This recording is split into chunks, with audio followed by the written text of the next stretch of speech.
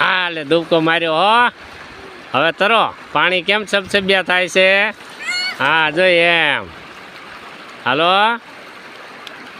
દુબકો મારતા શીખી ગયો. હવે ઘરે વહી જવું છે ને કાં એટલે પણ બહુ નો નવાય ઠંડી લાગે બટા. આ પાણી પર ઠંડુ લાગી જાય તો મારી લે એક દુબકો. હાલો હવે મારો એક દુબકો. બા જઈ એમ. મજા આવી ગઈ ને તરવાની. તરવાની મજા આવી ગઈ ને એમ થઈ. હવે તરવા શીખી જાય. હાલો પછી તરવૈયો બનાવો છે. મળ તરવા. તર હાલે કેટલોક તરતા આવડે.